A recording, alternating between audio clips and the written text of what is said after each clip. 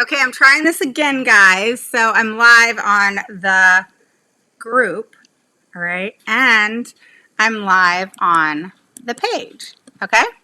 So with that said, we are going to get started. Today is crazy because I am starting probably, this is going to be, okay, my lighting sucks.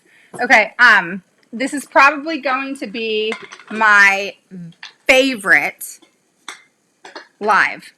Okay, like literally my favorite live. I think I'm going to be very happy that you guys are learning this information. So as you pop on, okay, post a 1 because I have both of you here. So it's not like if I'm not looking at the group, I'm not looking at the page, just bear with me. It's the information, right? So post a 1 below if it's your first through third time catching me live. Post a 2 below if you're an oldie but goodie, okay? This is kind of going to be the average time of when I go live. I am going to go live in the evenings, but it's just so hard, you know, with like family and balancing that time, and it's just crazy, you know, but I am going to be doing that, and we are going to start back with, you know, different things in regards to Q&As and all of that stuff, okay? So I want you to realize that today is going to be a lot of information, and I am excited to do this with you. And I have info ready. Okay, so we are going to, for those of you who do not know me, okay, my name is Raven Woods, and I'm the CEO and founder of Autism Mama Rocks, the IEP, and I help parents gain the knowledge and the confidence to become the CEO of their IEP meeting. Okay, so with that said, all right, I want you to post that 1 below if it's your first through third time catching me live. Post a 2 below if you're an oldie but goodie. Make sure to tell me where you are from, okay? So I want to know where you're from. As I'm going through, okay, this is a series. It's a lot of information. I've done an extensive amount of research on this and had quite a bit of training, but it's also my favorite topic along with behavior. So reading and behavior are it's my jam, okay? So post a 1 below if it's your first through third time catching me live. Tell me where you're from. Share this, okay? Because reading and math and written expression are the top, along with behavior, concerns in the gen ed and special ed setting, in the educational setting that we deal with our children. So reading, math, written expression, and behavior. All right. Of course, focus, that sort of thing, but we're more focused in regards to academics. That's what that's about.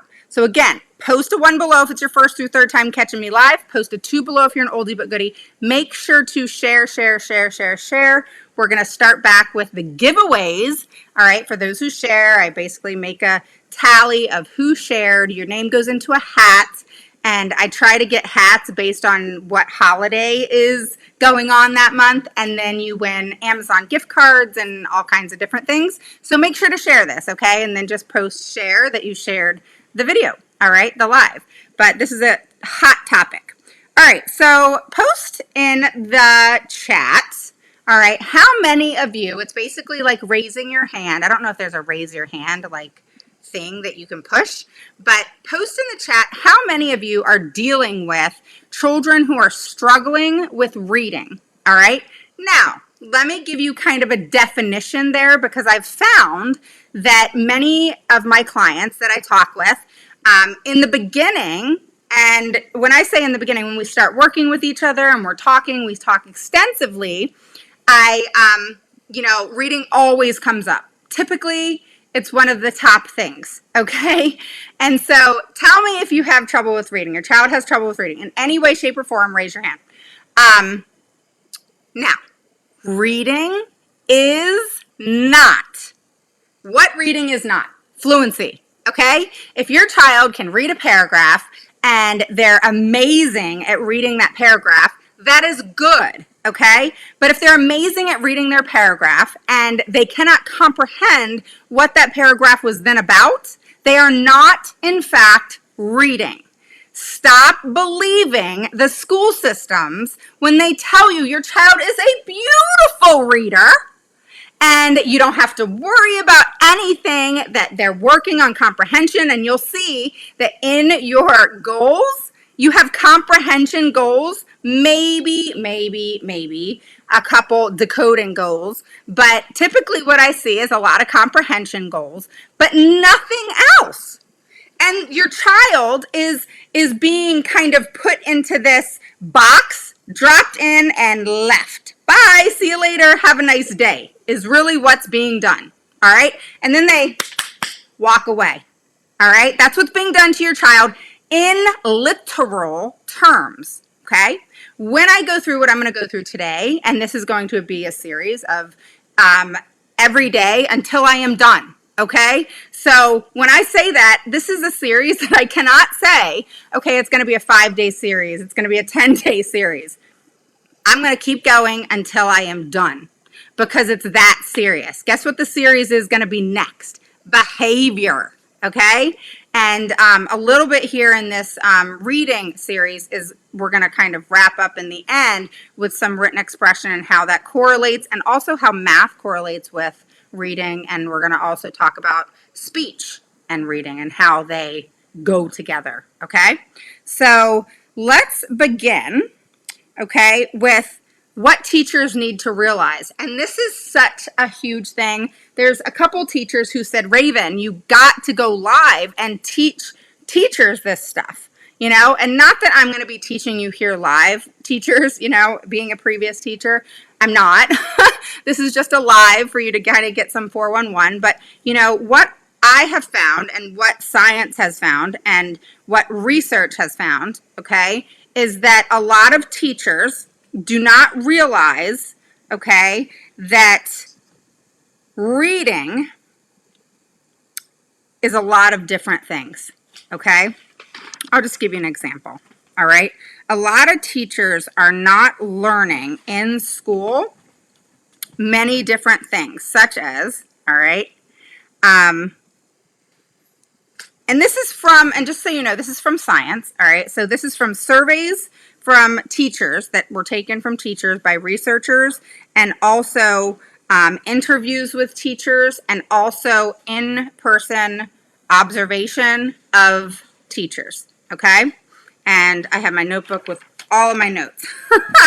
Okay, so when I say that, what is going on is what teachers are saying is they're in school, like I've said to you guys for a long time. Don't forget to share this, guys.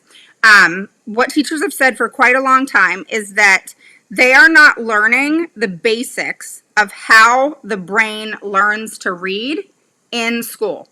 Totally true. I didn't learn that either. And they are not learning the simple view of reading. Okay? So it's a very difficult thing because, you know, we go to school and we want to teach kids because we love teaching kids and we want to educate them, and it's something that is in our DNA, if you will. But in school, these are things that were not taught. So now teachers are relying on the school system, the school districts, the administration, okay? And they are relying on the minimal training that is then given to educators, teachers, in the area of reading that is so crucial, if not taught right, that it can do an enormous and extensive amount of educational harm. Okay? So if you're hopping on the group, post a 1 below if it's your first through third time catching me live. Post a 2 below if you're an oldie but goodie. Same thing with the page. 1 below if you are the first through third time catching me live, and 2 below if you're an oldie but goodie. And make sure you tell me where you're from, okay? So we're going to start off with becoming a skilled reader, okay? So to become a skilled reader, the goal of becoming a skilled reader, guys, is automatic recognition of words. Okay, so to become a skilled reader, a child has to automatically recognize words. Okay, and the problem is we do not recognize them. Children don't recognize them as wholes. Okay, so the hallmark of becoming a good reader is automatic recognition of words, and I'm going to explain that. So how does it get stored in our brains? Okay, how does reading and word recognition get stored in our children's brains? And this is the basics, guys, so this is super, super important, okay? So reading and word recognition gets stored in our brains through processing a word through its phonologically. Phonologically. This was a word I struggled with. I was like, how do I say that? It's phonology, okay? So how it sounds through the orthography, all right? So basically what the processing of a word is through its phonology, okay?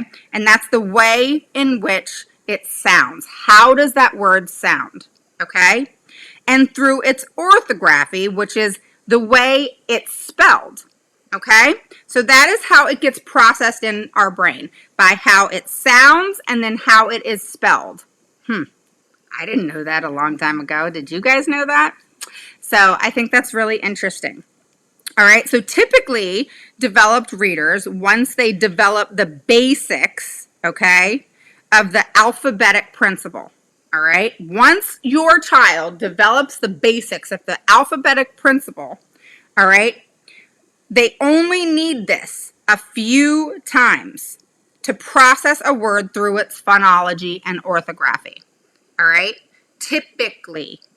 All right, now our children who have developmental delay, who have, dyslexia, who have learning disabilities, who have autism, ADHD, you name it.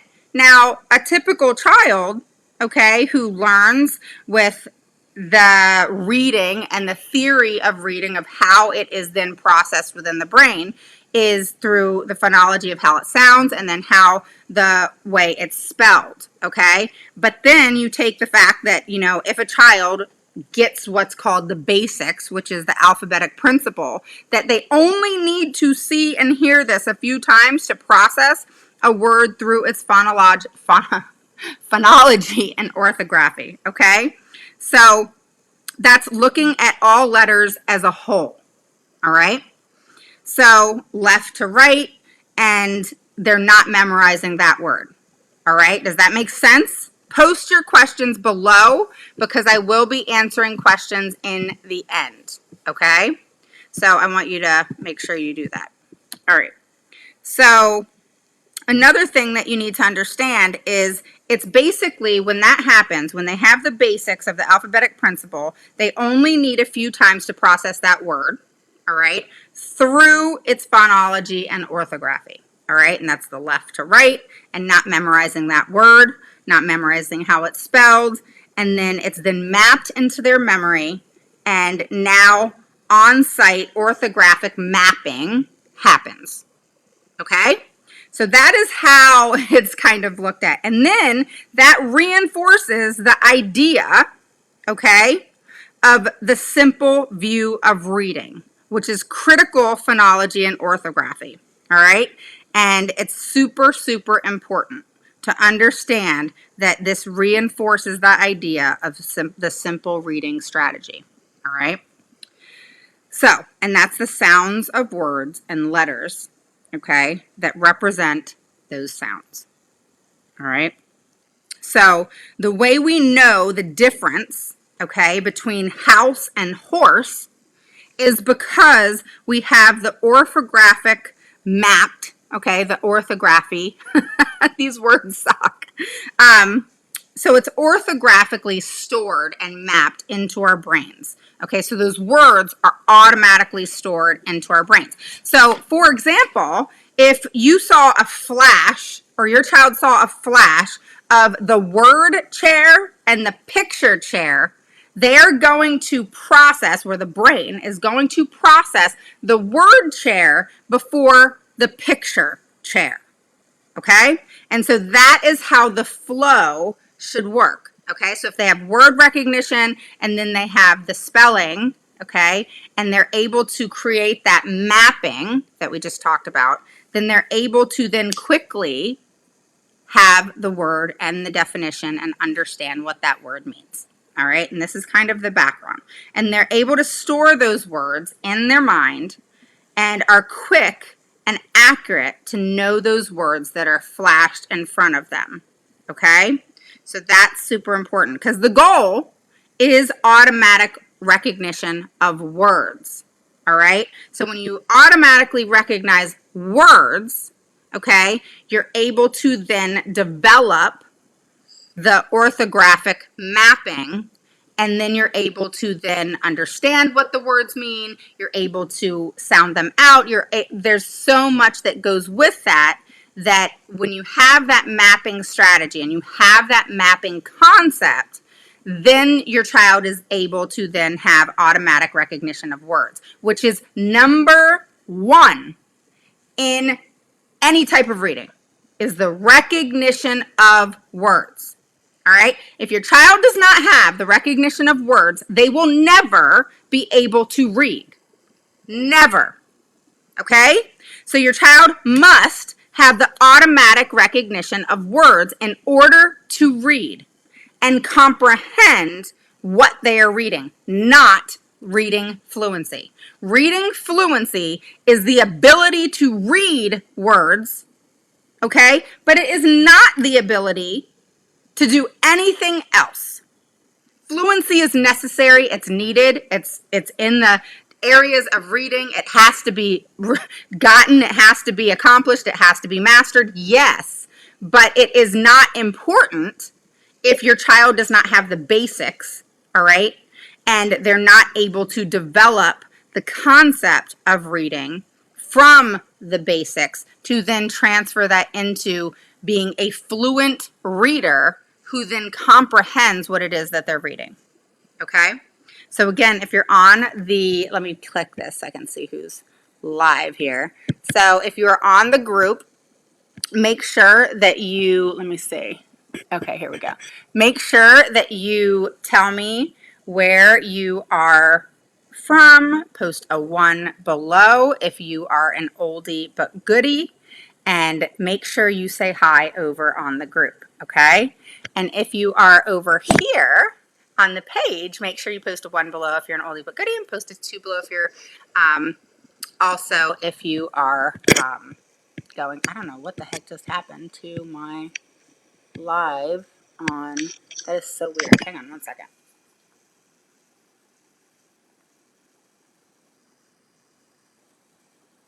Okay, I don't know what the heck happened there. Let me turn this around. Okay, there we go. Sorry guys. Okay, I don't know what the heck I just did on the group. New to that stuff. I need to get my iPad out. Okay, so just to give you a bird's eye view of what the simple view of reading is about, okay? And we're going to talk a little bit about structured literacy as well today. So the simple view of reading is decoding and word recognition. It's a formula, okay? Decoding and word recognition times language comprehension equals reading comprehension. Let me say that again. Here, I'll actually even write it on the page. It is decoding and word recognition times language comprehension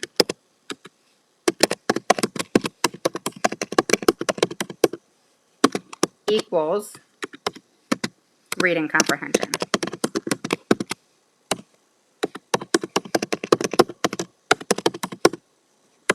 Does somebody who is a part of the group want to post the group link for Brittany for me?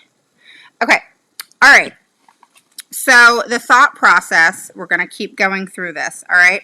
So typically developed readers, like I said, develop those basics, all right? Once they develop the basics, it then creates what's called the orthographic mapping, all right? And that is when they become skilled readers, all right? That is leading them to the end, which is where we want them to be, all right? All right, and that's where they're sounding out words, the letters represent those sounds, etc., etc. Well, if you want to put the link, that would be great, but I guess I can do it. Hang on one second, and I will get you the group link. All right, so here is the group link, and then I'm gonna continue. All right, there is the group link, Brittany. So hopefully you get that, and hopefully it posts. All right, there you go. All right, so moving on. So the way we know the difference, like I said, between house and horse is because of the orthographically mapped. We've orthographically mapped those words. All right. I'm sorry, I have a trouble with saying that orthography and then the phonologically. Oh my God, oh, it's crazy. All right. So reading wars. Let's talk about that. So reading wars goes back about 100 years. All right, but we're going to focus solely on where it became really vicious between the 1980s and the 1990s, where the difference and the different ideas of reading was argued. All right, and how people, taught to read and how a child learns to read and what the proper way in which to teach a child to read. It just was on and on. And we are still in what I would call reading wars because there's so many different opinions out there in regards to how to teach a child how to read. All right, you guys know darn well how I feel about opinions. What is that? Subjective data. All right, screw subjective data. All right, get it out of your brains. I don't care whose, what's, where, how that opinion came about. I don't care. What I care about is tell me what the science is. Tell me what the research is. What is it that is happening today with all the wars and opinions going on that is not working? Because I'm fighting at every single IEP for reading.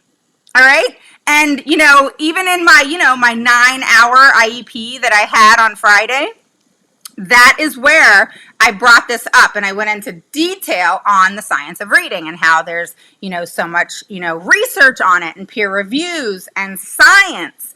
And, we need to go that route. And, I know some of us, don't think that, okay, science is not always right and da-da-da-da. But when it comes to reading, guys, whatever the hell's happening right now ain't working.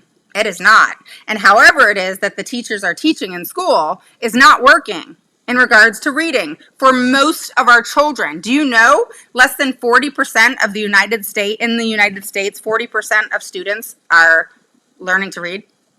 Less than 40% have learned to read by third grade. Okay? So this is not okay. All right? Now, granted, our kids, with special needs, they're going to take longer. They're going to, maybe, struggle a little bit more. Of course. But guess what? It's one of those things. Hey, Connie, how are you? Oh my God, girl, how are you doing? You and I have got to talk. I just recently saw a video. Oh my gosh.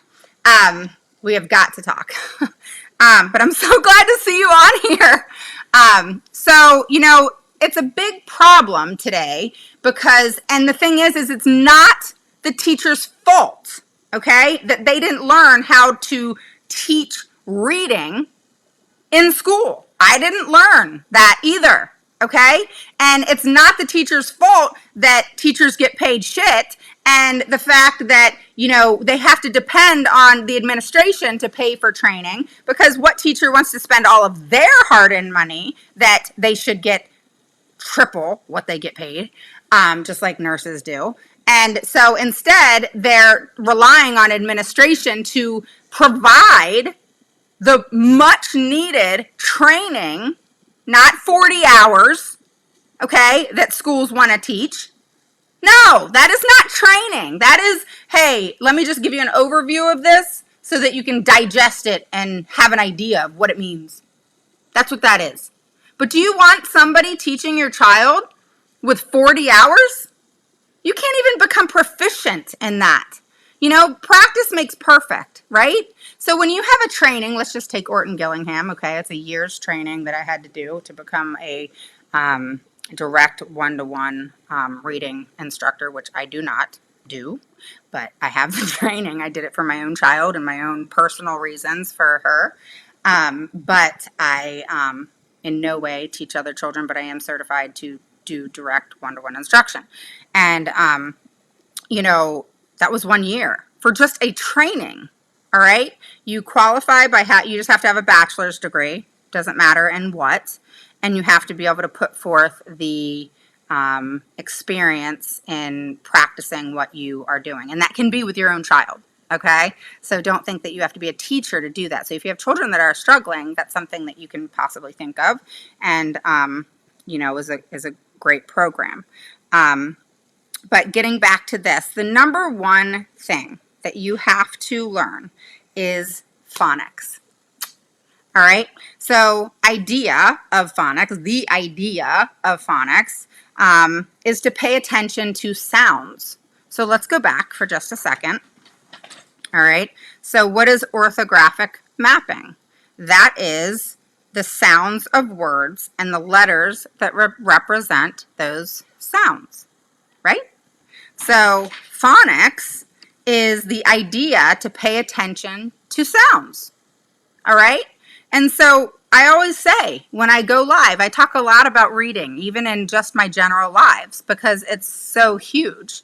And, you know, if a child can't read, it's going to affect every single academic area in which they partake in, all right? So if your child can't read, there's going to come a time and place where if they're good in math now, there's going to come a time, if they can't read, where that's going to come to an abrupt halt, okay? Because in order to further education in math, you have to know how to read. You have to know how to read an equation. You have to know how to read word problems, and so on and so forth, okay? So if your child's doing great in math now and they're struggling in reading, they will come to a halt in math, all right? So don't wait for that point to come.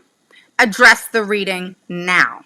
All right. And I know the argument where you're like, Raven, well, I get it. Okay. I'm going to listen to you. I'm going to listen to this series. But how the hell do I fight for this in my IEP? Right? Well, that's hard to teach. It is. But I have to give you the knowledge at least. Okay. And I can give you ideas and tips and things that you can use. But you have to be, like I've always said, on point and know what you're doing and be able to come at them really quick. And that, again, comes with practice. All right. So if you're jumping on here, make sure you post a 1 below if it's your first through third time catching me live. That's the group and the page. Post a 2 below if you're an oldie but goodie. Make sure to say hello. And everybody post where you're from. I love learning where you're from. If you want to post about your child, where you're from, anything about your child, you want to ask questions to anything that I'm talking about now. I'm not going to answer questions while I'm going through this, but I will definitely, all right, get back to your questions at the end, okay? So recognizing letters and the combination of letters, phonics, okay?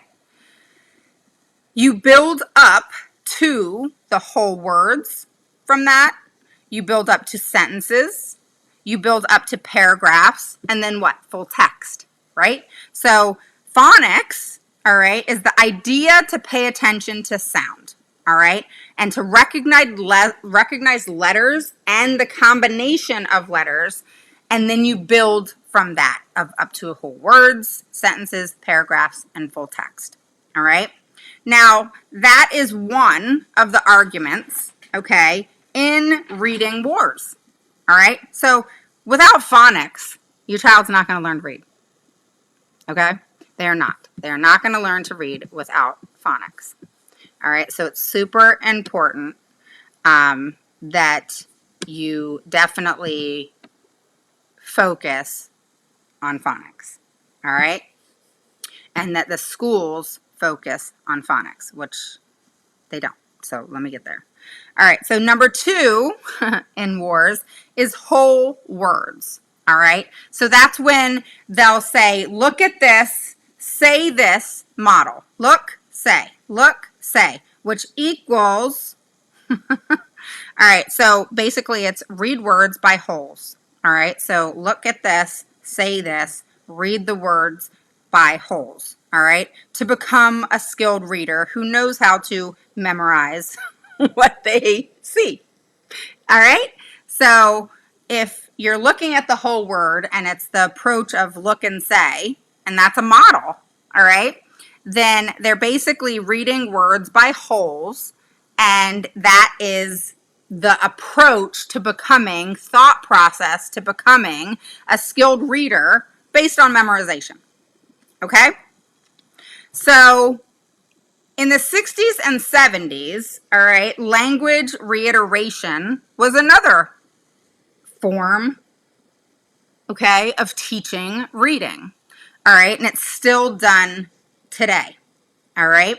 So when I talk about language reiteration, that is same ideas of whole words. So the same idea of the whole words, which is the memorization of the look and say. Look at this word, say this. Look at this word, say this. So the thought process is if they see the word and they're able to say it, then they're going to memorize, I guess, what it means. All right. It's such a backwards way of learning. All right. And that's a lot of how children are learning to read today. And that's why they're not really learning to read, all right?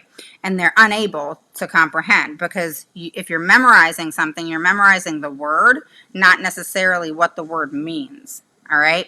And if you don't understand what the words mean, then you're not going to learn to read, okay? So memorization only works for so long, all right? And it only is going to carry you for so long. And then it's going to show face of you really don't know what that word means. You memorized it like a lot of our children with autism do. And, they are going to then paint that picture of, okay, I remember seeing that word. This word is this. And then that's why they lose a lot of information. That's not the only reason they lose information, but it is one reason of why they lose information. Because a lot of our kids are taught to memorize, or they just memorize, period, and then lose that information. All right. I remember a couple years ago, my daughter was learning like the analog clock, and then she had mastered it, etc. And then the following year, she had lost some of those mastered goals. Okay. And it was really shocking because I'm like, how do you lose that? Like she had mastered it. She had gone over it for a whole year. Like, what the heck happened? All right. And what it was is she started memorizing those stupid pictures, all right, of that, those pictures that you can see, and you got 3 clocks, 3 clocks, 3 clocks, 3 clocks on the one piece of paper. And then each clock says something different. She started memorizing what they said, all right, and how they looked, all right. And she put that in her brain, and she started memorizing the times. So if an analog clock was on the wall and I would say, okay, hey, what is the time? And that wasn't one of the times that were put on those papers that are typically repetitive, she lost it. So that goes to show how what she learned was not so much what she learned. She learned how to memorize the picture that was shown to her.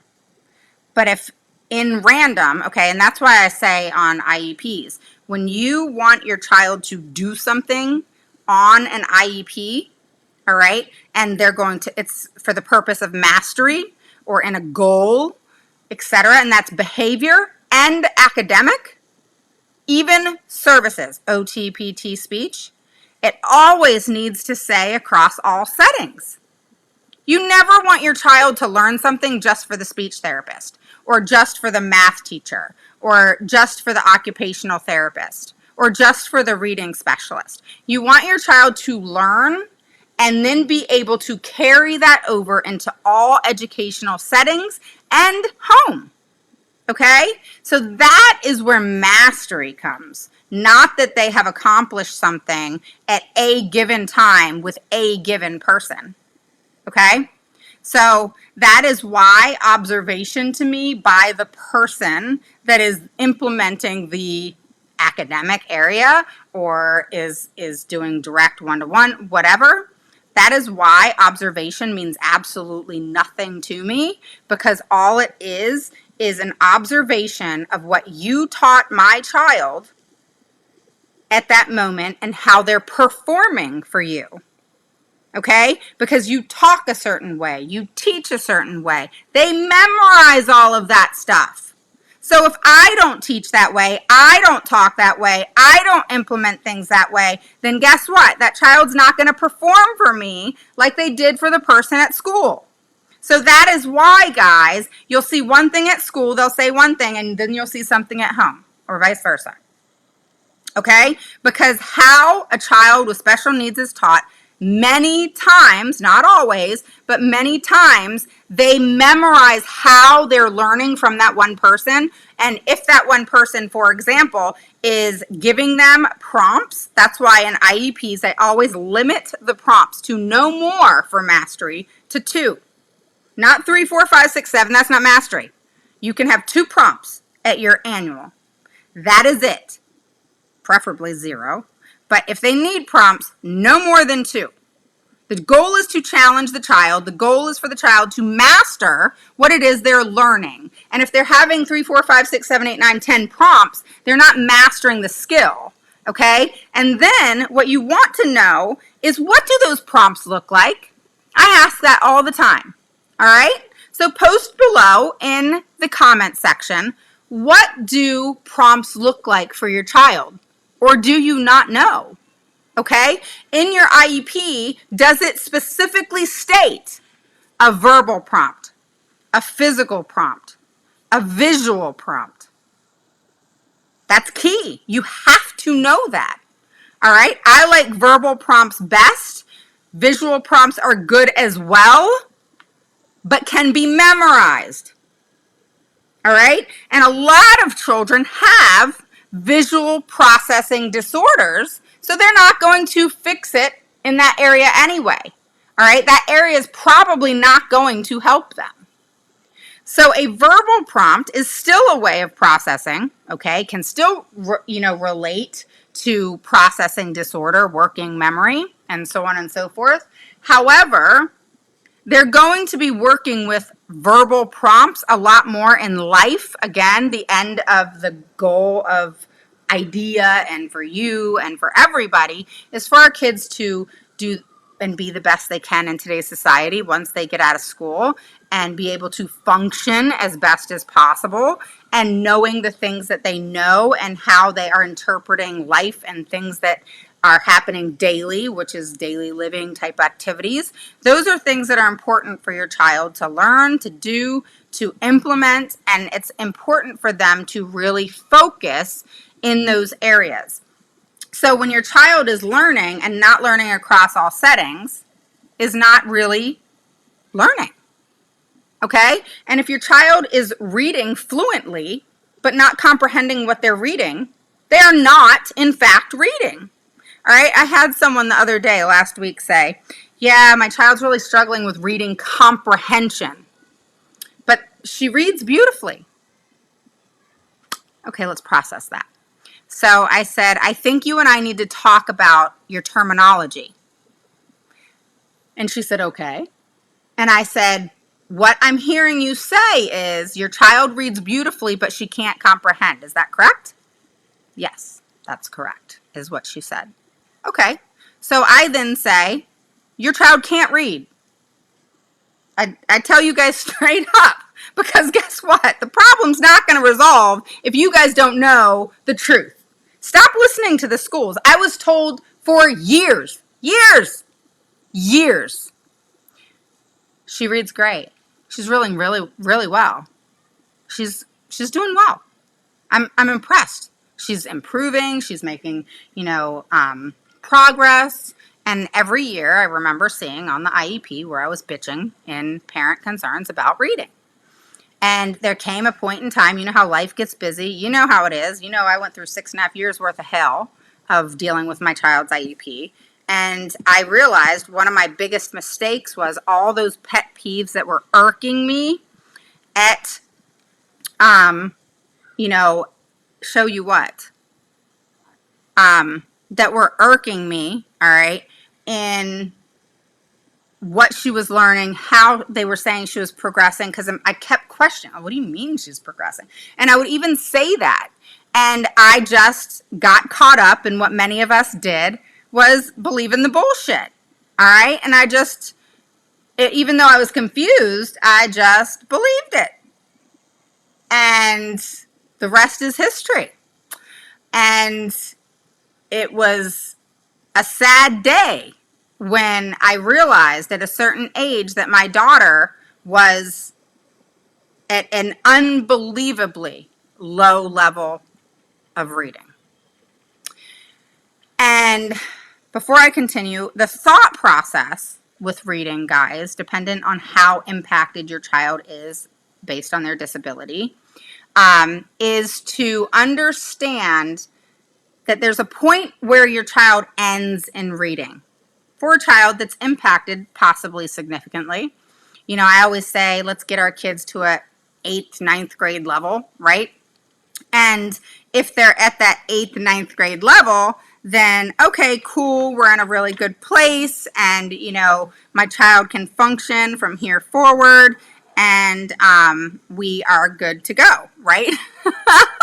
And I don't care if she learns anything, you know, past 9th grade, you know, and that's what I've always said to myself.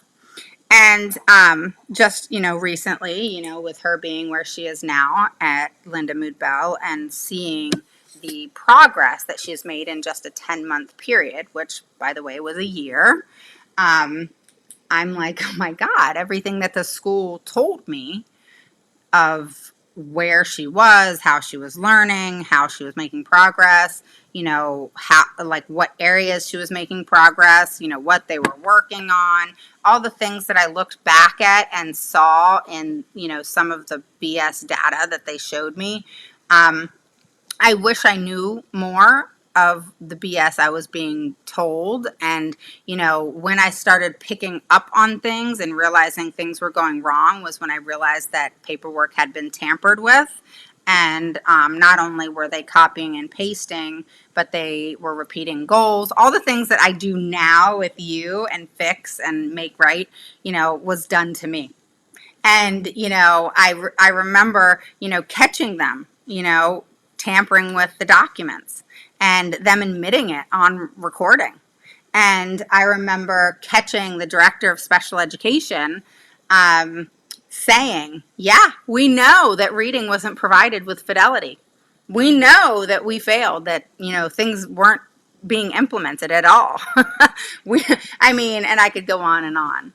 And, you know, the fact that, you know, I got that on recording, but, you know, in an honesty, it's not as great as it sounds, because as much proof as we want to have and we need to have, and we have to have that, you know, objective data, the fact that it happened at all is what is super frustrating, because it's the child that has to go back and do all that work that they should have been doing. And what is it that you've been doing all these years with my child? It's been a waste of freaking time. You know, so like then as parents, we get angry. I was angry. I was so freaking angry. You don't even know how angry I was. I was livid. And the fact that, like, what was my child doing all those years? What were you doing with her? And why did it not ever, I started realizing it never improved. Like, how stupid could I have gotten? I did not understand how I could be an educated individual and not realize how stupid I was being, and how I realized how ridiculous it was that I didn't catch on to all the paperwork that was right in my face of BS, of what they showed me. And I did not realize that these types of things even happened, you know? And when I say I was stupid, you know, I'm not inferring that you are stupid, but I am inferring the fact that all of us have been ignorant to the fact of what's going on with our kids. And it just goes to show that it's not just you. It is all of us that this has happened to. And it is going on, I want to say globally, but US based, it is going on everywhere in every state. Okay? And it's happening to the best of us, to all of us parents, stay home mom, to scientists. It's happening to us all and has nothing to do with our intelligence and our ability to be parents, or our ability to be caring, loving parents who now think that we failed our children. Because what else are we going to feel? Isn't that the most natural thing for us to feel? I know I felt that way. Okay, I wasted all this time. I bitched every single damn year about reading in my child's, IEP where, the parent concerns go. And I did nothing about it other than bitch about it at the meeting or follow up on it on an email, and was falling for their bypass of how they get away with things. I fell for that. Okay? So to think that, I failed my child was a natural and human instinct of how I felt, because that's how I felt. That's exactly, I still feel that way. And, it's not that there's that guilt and all that stuff, and I still have that guilt. But I have learned to relieve myself of the impact of that guilt and focus more on what I'm going to do about it. All right? And so obviously that's what brought about becoming an advocate. That's what brought about, furthering my education in different areas. That's what brought about me advocating for parents and doing what I do now, and am extremely successful at what I do now. But I don't pride myself or pat myself on the back for being successful at what I do, because what I'm doing is stopping from what happened to me. I'm stopping what happened to me from happening to other people. That is happening all the time, every day. And bottom line, what I care about is that child. And the lack of care and empathy and compassion that the educational system in a whole is having, the educational harm that is happening today, and the fact that it is continuous. It is getting worse, not better. And that is not just frustrating for me, having been through it. So how, okay, just in life, all right, I'm going to give you a couple different analogies. Some of you will relate to them, some of you won't. Some of you will be like, well, why'd you go there when we're talking about kids and whatever? But I'm just going to bring it into real life, okay? So some of us, like myself, has been through all kinds of stuff in my life, all right? My life has not been easy. We are molded, and we become what we do, as children. We can have a good relationship, bad relationship with our parents. There comes a time where, we've been through things that, we can't explain, right? We had education the way it was. We lived where we lived, and there's all that building block, okay, of foundation that we have. All right. And then we move on into life and we become adults. And, if we had issues as children, whether that be with our parents, relationships, whatever the case may be, we are now then trying to figure out who we are. Let's just say in our 20s, right? This is an analogy for you. So, in our 20s, we're trying to figure out who we are. Then we're trying to figure out, how we even forgive what may or may not have happened. And then we move on to, okay, we got to the forgiveness stage and we're moving on and we're growing as people and whatever. But, there's still that path of what we had to take to get where we are today, which is, I always say, I'm always striving each and every day to become better, and, one of the things that's really interesting is that, when we're growing like that, we have that foundation that may have been messed up. Not all of us had great childhoods. I'm not saying I didn't. I'm just saying that in general, that is the foundation. Without that foundation being awesome in some way, shape, or form, right? We have to fix all that stuff later, right? So same thing with reading. All right, if this is messed up, we got to go back and fix it all later, which is extremely frustrating, taxing, and takes a toll on us, So not only does it take a toll on our kids, it takes a toll on us physically, emotionally, and it's the same for our kids. And, it's important to understand that I have no idea why somebody's calling me. Okay, sorry about that, guys. So it's important to understand that when we focus in an area of importance, we have to establish foundation. And the only way in which to establish foundation in reading is by going back to the basics, which is where orthographic mapping happens.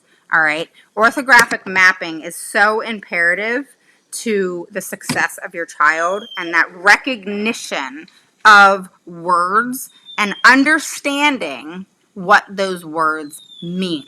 Does that make sense?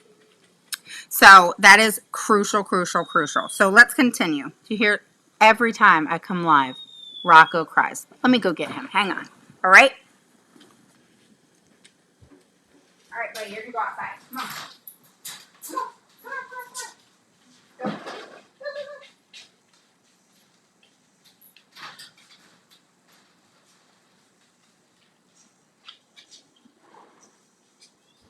Okay. So it's important to understand, guys, that we have got to focus on taking our kids back to the basics. And it's not going to happen if you don't become really, really vocal and start talking about the science of reading. Do you know the science of reading states this? That if a child is more than 1 year behind, they should get 90 minutes of reading every single day in direct instruction. That direct instruction needs to look like this: 60 minutes of direct instruction with a interventionist or reading specialist who has not only experience in that disability, but has experience in a methodology that is very researched and scientifically based with peer reviews. Okay? If it is not, in fact, peer-reviewed, research-based, and has science to back it up, it can then not be implemented with your child. Okay? And then the science of reading states there's certain ways in which your child has to be taught. The next 30 minutes of those 90 minutes is then done in a group setting. All right? Look, my dogs just drive me nuts when I go live. So when we're looking at a group setting, that's children that will challenge one another to grow in the area of reading, in the area in which your child is struggling. So if your child is in a group of children that is not struggling in the same things, that's not going to work.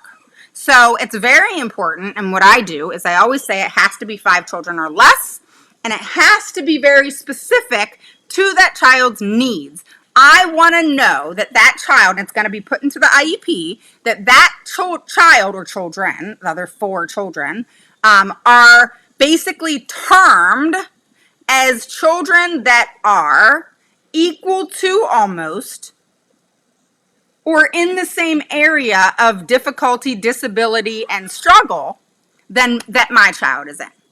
Because if they are way below or much higher, that is not going to, in fact, work. They need to learn together, and it needs to flow. It can't be up here, down here, and then they learn. Or it can't be down here, up here, and then they learn. They have to be almost on the same playing field in order for structured literacy, which we're going to get into in a minute, and basically the science of reading, all right, and it to be basically the simple reading view, be successful and profound. So it needs to be not just successful, but you want a profound difference in what they've already been getting. Okay?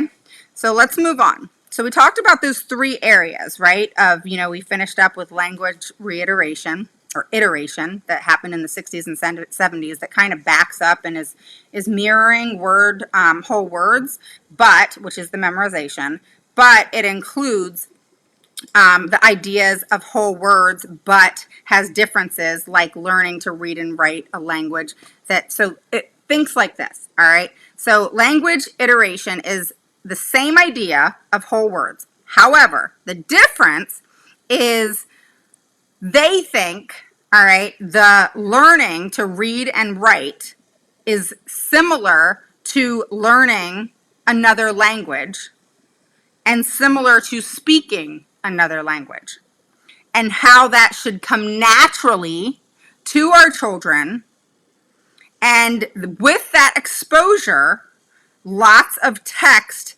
kids would then learn to read. That is the thought process there.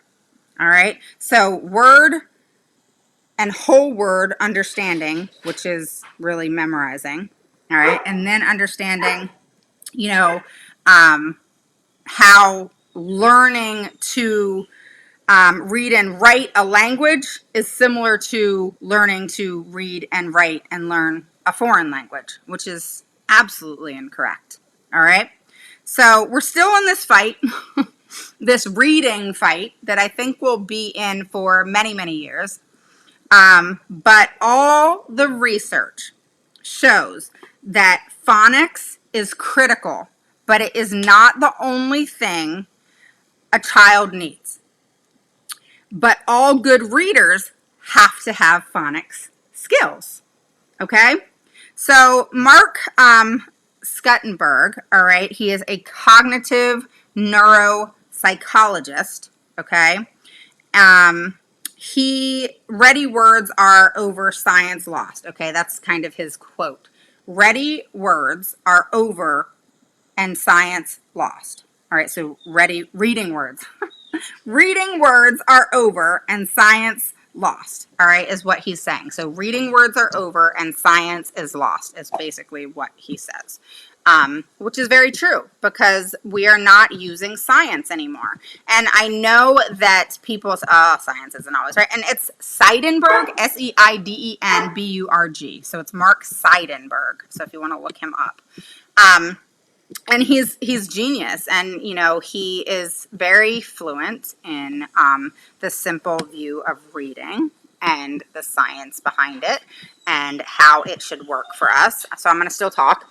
So it's very important, guys, to understand that when we are reading and we are focused on words and phonics and the things that we need to educate our children with, and making sure that they are implemented, it is important to understand that phonics is not everything, even though it's crucial and children have to have it in order to read. All right. So, you know, in sum of all of this, you know, one thing that I want to talk about is you hear me talk a lot about balanced literacy. All right. And which Orton Gillingham is balanced literacy. All right, it's very successful, very scientifically based, and it works. All right, but the problem, okay, and this is, I want you to understand this. So the problem with balanced literacy, it is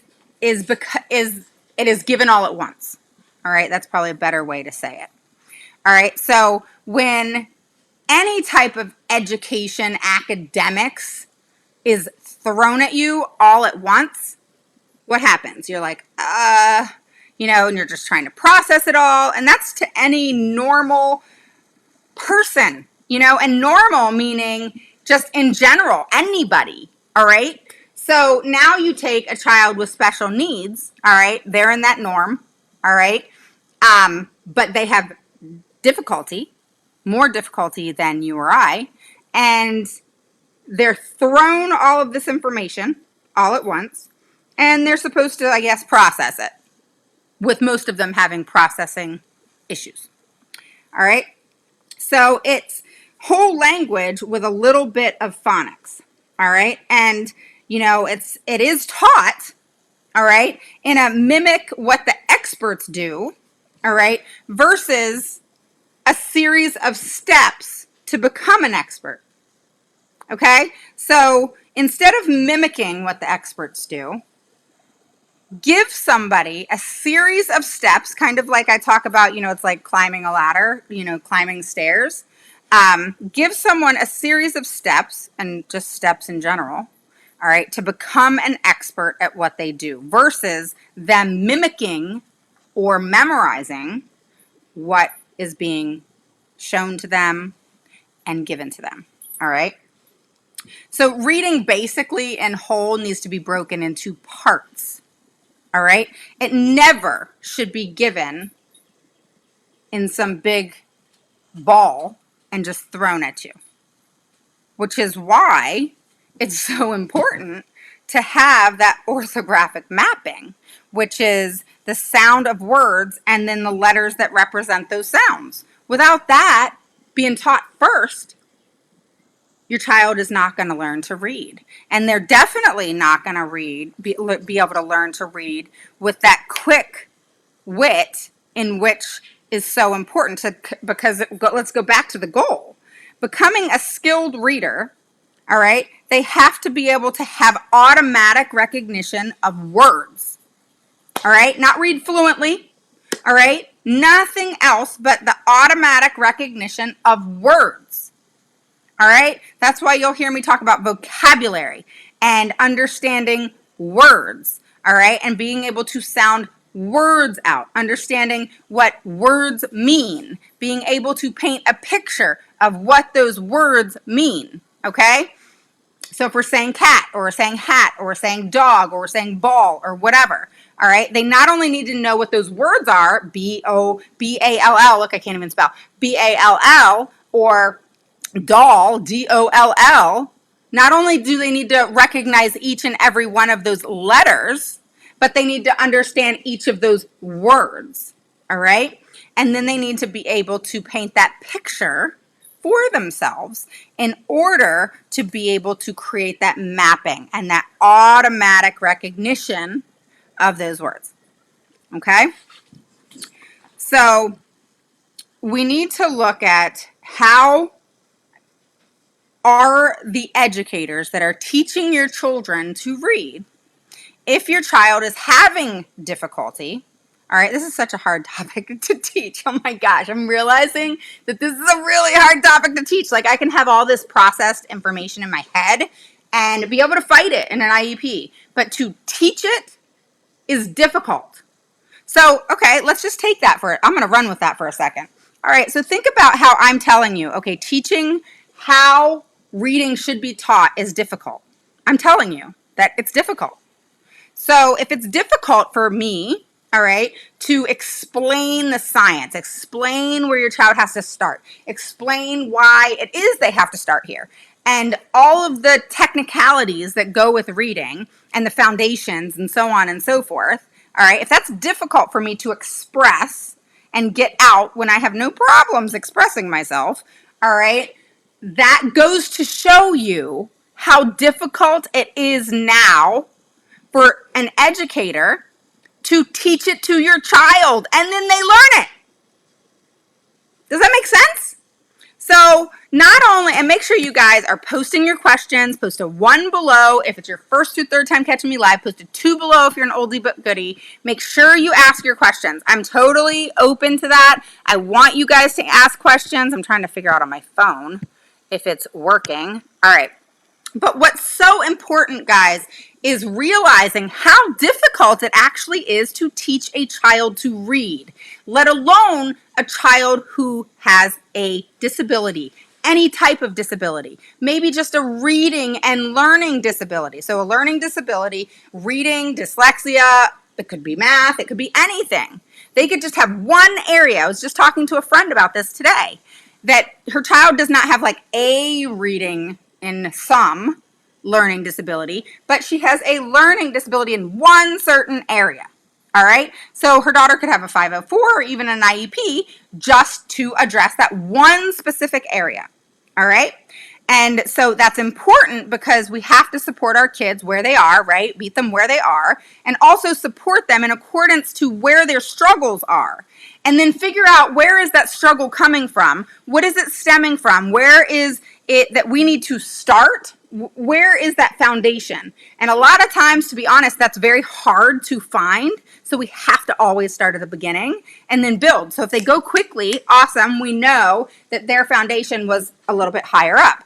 But if it's not, then we start back at the foundations. One of the things that Linda Mood Bell said to me the other day that I thought was very interesting is, because I was asking a series of questions, is they said, Skylar, when she came to us, she's made a year's growth, because I asked them in sum, what has she made in the last 10 months? They said a year's growth. Holy hell, that's crazy, right? Well, compared to what she didn't do in school, right? and in public school. And I was just floored because I'm like, because I think I told you guys, they told me that my daughter, because of her cognitive ability, could not learn. And of course, as a mom, I gave him the F to the U, 100%. Yep, that's what I said. I'm saying it straight out. Again, I've told you guys, don't get on my page or group if you don't do cussing, because I cuss. And I do tell it how it is. But I expect that to be done back to me. So I always tell people, oh, tell me how it is. Just cut to the chase. Tell me.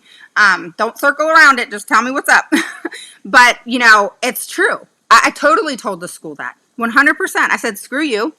I said, you know, number one, who the heck are you to tell me what my child can and can't learn? I can't even say that. But what I can tell you is that she can learn. You're just not teaching her right. How you're teaching her, again, going back to that darn how, H-O-W. I want to put it on a big freaking banner for school systems. How you're teaching the children is not working. What I don't understand, and I'm screaming now, I'm not even screaming, but I'm loud, is tell me this, explain. If somebody out there can explain to me why it is that so many damn children are struggling today, why so many darn children are struggling with not just working memory, which is reading, writing, and written expression, but they're struggling in math, they're struggling in reading, they're struggling in speech, so many different things. And the school system doesn't understand how speech, working memory, and reading go together. The school system doesn't know how to make recommendations to improve how they're teaching because they don't want to admit their faults. The school system doesn't want to make the proper recommendations for our kids to learn and to learn in the right way. Why? Someone tell me why. I want to know why I'm having to always fight for kids in IEP meetings because the damn school system won't give the proper recommendations, and proper recommendations based off current evaluations. So what is the problem here? Where is the gap? Where is the knowledge? Where I'm talking to educators here who are not educated and or playing stupid because they don't want to do it. So someone needs to tell me, because I'm on the page, it's for everybody to hear. Somebody needs to tell me why so many thousands and thousands of children are struggling in academics, not just right now in COVID. Forget about COVID, all right? We're talking about right here, right now, in certain areas that have been going on for freaking years. All right, my daughter's situation happened way before COVID. So COVID has nothing to do with it. COVID is another freaking entity, all right? Totally different, all right? So basically you take the failure and just triple the failure is what happened there, all right? Not anybody's fault, okay? Nobody can control COVID happening. But it just took a problem and made it 100 times worse. That's what it did. So, in sum, my husband's getting ready to be home, so what you're going to hear is a lot of dogs. Hang on a second.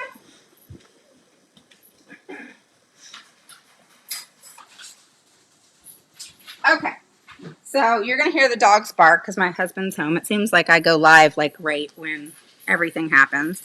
But, you know, what I want to say in whole is, and I've said this before, and a teacher came to me the other day, last week, Jake, no. And she said, Raven, you got to do this for teachers because we know you're not against teachers. We know you're just preaching and talking and teaching parents for the kids. But you've got to teach teachers what's going on so that we can fight for the training, so that we can fight for what is needed and necessary for the kids. Because if we don't have anything to back it up on, there's teachers, you know, there's a teacher I'm going to have come live, you know, because I'm setting it up. It's going to be my summer series of a ton of lives. And, you know, teachers have said, you know, just like there's been researchers who got with teachers and there was surveys and there was observations in the classroom and there was teachers who have come forth and said, we didn't learn this and they're not training us. So they're at this loss. And then you throw them into this is what's happening, guys. They're being thrown into an IEP meeting and the administrators are throwing the shit on the teachers. Oh yeah, that's what's happening. So then the teachers have to suck it up as the bad person because it's being thrown on them, and then the administration is saying, "Oh well, this is the first I'm hearing of this. Have you heard that? This is the first I have heard of this. We are so sorry." And then the teacher's sitting there like, "Are you freaking kidding me?" You know? And the problem is teachers. Some are scared to go to administration because their teachers are being told to lie. Teachers are being told to fabricate and lie on IEPs. Teachers are being told to, not be transparent to parents in regards to struggles. They're told to ignore it and just talk about the positives and the strengths. Think about your IEP meeting, guys. I stop schools in IEP meetings from talking about the strengths. It's such a sad thing. It really is. But no, it's not sad. I don't give a shit. I don't care. All right? And the parents that I work with don't either. They know their child's strengths. They don't need you to tell them the strengths. They need to know that their child has deficits in XYZ area. They're working on math and double digits and regrouping and, whatever it is. All right? They're, reading at a third grade level, and they're in fifth grade. Okay, so they're 2 years behind, that there's transparency there. Parents want to know that, okay, there's that transparency there of, hopefully there's not, but I'm just saying that in the present levels, it says, hey, the child, that the child's in fifth grade, they're working on a third grade level. The teacher has said that. All right. And then the teacher says, but due to the deficit and due to the gap, this is what we're working on now. Okay. That's what we want to hear. We don't want to hear about the strengths.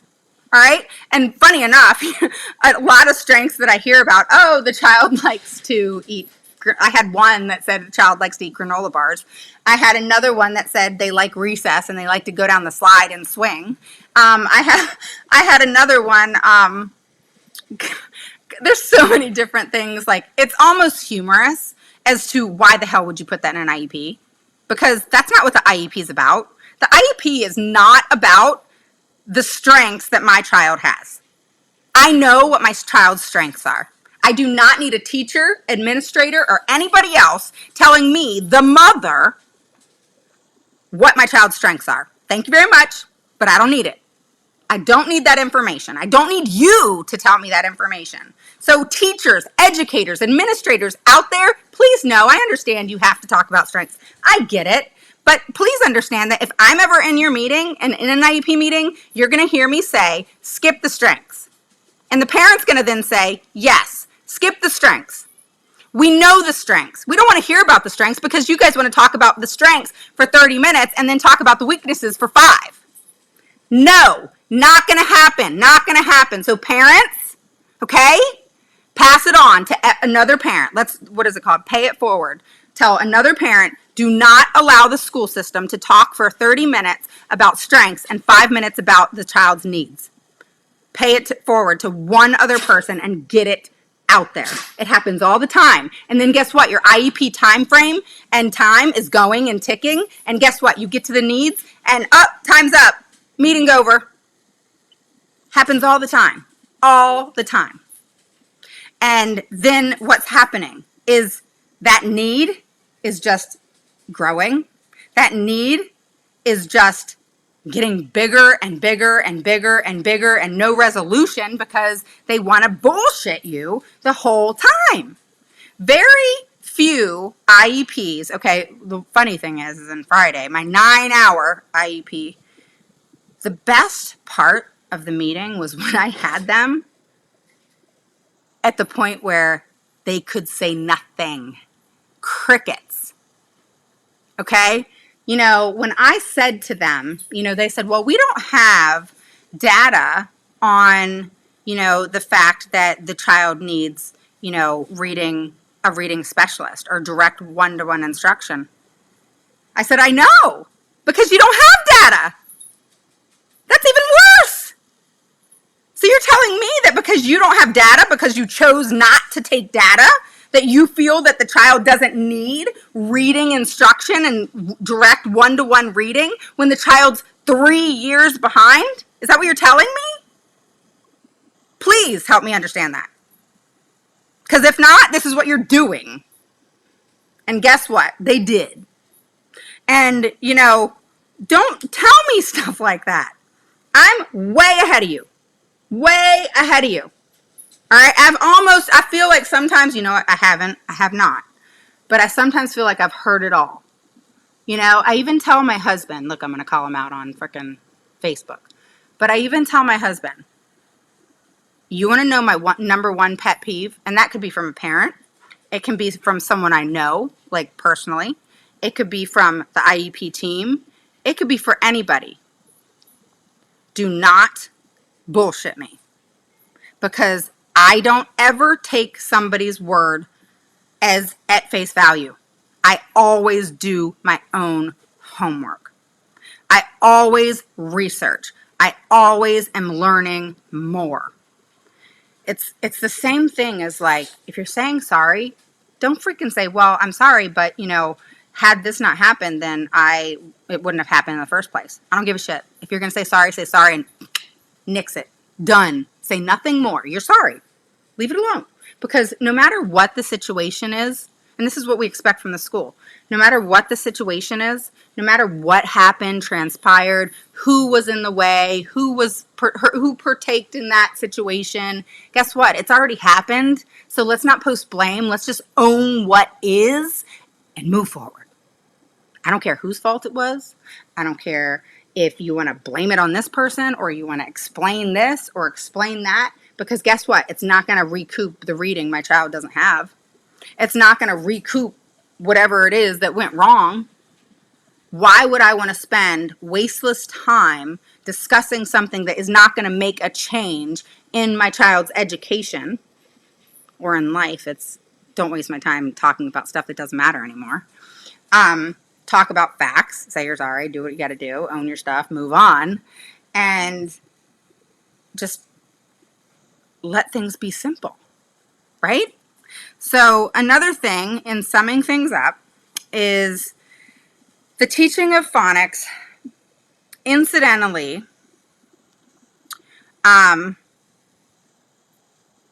gets lost. A lot of it gets lost. All right? And the reason it gets lost is because so many schools are teaching phonics, but they're teaching it incidentally, meaning they're teaching a whole bunch of this that's not working, and then this much phonics. All right? So you have, all right, a child who is learning a whole bunch of this that they're not there yet. It's not working. Whatever the hell it is, change it. All right, the memorization, etc. All right, and now we're looking at this much of the phonics being taught, and then we have thousands, if not possibly millions. I don't know the numbers. I just know the numbers of 40%. Okay, statistics and from research that has been done, it shows that only 40% of our children today have learned to read. Not fluent, not read words, but to read those words and understand what they mean. I always use the word stop. All right, if your child can read the word stop, that's awesome. But if they don't understand what stop means, that actually can be a safety issue. That is the whole point of being able to read the word, right? So, I always explain it in this way. If you read a book, what's the point of that book? What is the point of you reading that book? What is it that you enjoy most about reading? The thing I enjoy most about reading is getting put into this world of whatever it is that the book is on and being able to picture like what's happening, what do they look like, what are they doing, and you just get into that book, which makes you kind of addicted and you can't wait to get back into that book, like the next day, right? Well, if I just read the word stop or read a paragraph or, just like I was saying, you have to build. And when you build, you're building from, where the child is recognizing letters, and then you're building to combinations of those letters, which is your syllabics. All right, you're decoding, okay, the 1, 2, 3 syllable words. That's the combinations, the put together of words. And then you build up to whole words, then you build up to sentences, and then you build up to paragraphs, and then to full text, right? So the same thing, you know, you have to build to get to where you want to go. And if you can only, you know, read fluently, all right, and read words like the word stop, or if you read the word doll but didn't know what a doll was, or if you read the word cat but don't know what the word or what a cat is, that's not reading. Okay? So I talk to parents about this all the time. Get the concept out of your head that because your child can read a word, that they can read. They, in fact, cannot read just because they read a word. They have to be able to understand and explain and answer questions, any question, not a series of questions that will be in your goals, all right? They have to be able to answer any question given and thrown at them in regards to that paragraph, word, sentence, text, whatever, okay? So that is comprehension. And to read, you must be able to comprehend, period. And understanding what that is so important, okay? All right, so I want to leave you there, all right? And leave you also with the fact that teachers and prep issues that teachers are having from those surveys that I was telling you about, along with, you know, teaching, you know, the simple view of reading. They weren't taught the simple view of reading, all right? They weren't taught structured literacy. And if structured literacy is done right, which is, you know, not thrown at children all at once, but is taught in simple steps, then that is when structured literacy, which is like Orton Gillingham, is phenomenal. All right. So you have structured literacy, you have, you know, the simple view of reading, which again is that decoding of words, word recognition, multiplied by language comprehension, which equals reading comprehension. Now, we're going to build off this. Okay. I know today was long, but this was kind of the basic overview, ground rules, ideas, science, etc. The science of reading, which is also the simple view of reading, the thought process of how things need to transpire and happen and partake, and how your child needs to learn, and, you know, the way in which they need to learn. Again, the goal is the automatic recognition of words in the beginning, and then they expand on that, as we just spoke about, and then understanding that skilled reading is built on foundation and how that child is learning, that things aren't thrown at them, things are taught to them in a process, in steps, in a way that they're not memorizing that information, that they're actually processing that information in a way that it just comes naturally, because the brain processes language, okay, and reading and comprehension and text and words in such a profound way if it's taught accurately. Now, we have children that have learning disabilities. We have children that have autism. We have children that have, you know, significant delays, etc. Even children with dyslexia and more. My daughter has dyslexia and autism. The most important thing is understanding how the brain processes the information. And when that is processed in an appropriate way, in a way that's not, I mean, anybody, if something's thrown at you in like a big bulk of change, you're gonna be like, whoa, like I would have trouble processing that. So when a word is able to just come and be quick, and to basically, they say, a quick and accurate know of words that are flashed in front of you. For example, chair and chair. The word, the picture. Your child should be able to have that word first before they process the picture. All right? And now when I talk about, just to clarify, how a child needs to picture the word, all right, that is in the process and those steps of them understanding words and word recognition and growing that word recognition. All right, and when they do that, at that time that they're gathering that information and they're learning it and it's being learned in the proper way and the steps that should be taken, then picturing that word, understanding what that word means, being able to formulate that picture in their head so that the understanding and comprehension comes, is where the picture is developed. All right. So the picture doesn't take the place of word recognition. The picture enhances the understanding of that word. Okay. So I'm going to leave you there. All right. So hopefully you guys enjoyed this and hopefully you got a lot from it. I will tell you, I apologize. Hey, Skylar, will you do me a favor and get this paper from Rocco? Okay.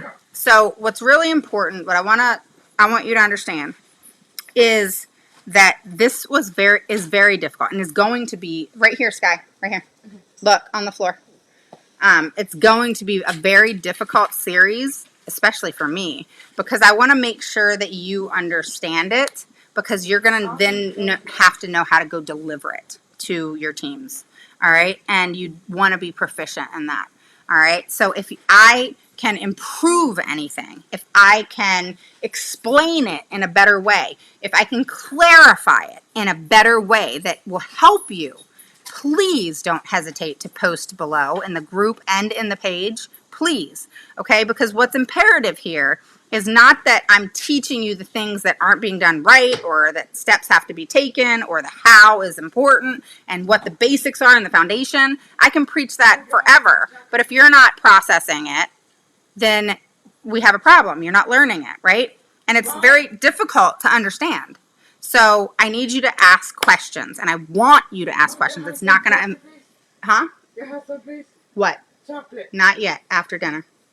So I want you to understand that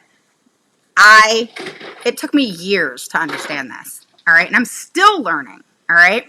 And I'm still doing my homework. I'm still doing things that, is continuously enhancing my understanding of it. And I understand it fully, but now taking my understanding and delivering it to you, oh my gosh, it's hard. So if you have questions, please don't hesitate to ask, and then I can clarify it for you, because I don't want my delivery of what I do know well and the delivery piece not to be on par to be why you didn't learn it. So I want you to just tell me so that I can deliver the learning piece that I'm explaining to you in a better way. Okay? Because not all ways work for all people. So make sure you don't hesitate to post it below. You can message me on WhatsApp. I know here on the page, Erin posted it here. Erin, if you could go over to the group and post the WhatsApp on how to get a hold of me over there, that would be awesome. And tomorrow, we're going to talk about green flags and red flags. Okay, so tomorrow's going to be a little bit of fun, because we're going to talk about the green flags, which indicate practices that are aligned with the science of reading. All right, and the red flags indicate instructional practices that are not aligned with the science of reading, which is what most school systems are doing today. Okay, so you have green, that are the ways in the practices that are aligned with the science of reading, and then you have the red, that are the practices that are not aligned with the science of reading. So that is what we're talking about tomorrow, and I will see you tomorrow for series of reading, the reading series number 2, and I will be on Facebook group, Facebook page, and I'm going to try to get my laptop or my I might use my desktop or I might use my iPad and do Instagram as well, because I'm starting to get that going too. So we'll see how that works, because streaming on Facebook page or Facebook group is a lot easier than using all these different devices for the different things. So if there's an issue, just let me know. All right, so I see a bunch of people. I see Penny and Dana and Althea and Tara and Missy and said, I always get your name like, I'm not sure how to say it right. Christina, and I see another Christina and Aaron and Brittany and who else? Dana, hello, hello. Put it back, Sky.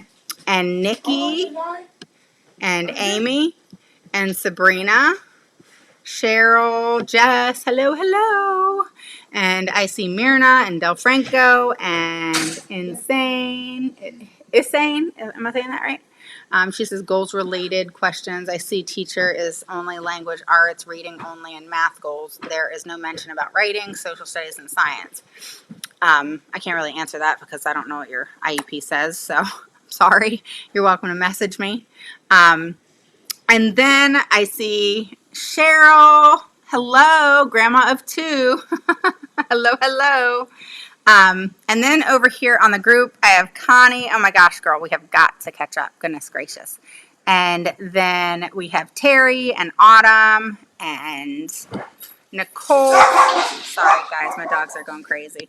And Yana. So welcome, guys. And if I missed anybody, I apologize.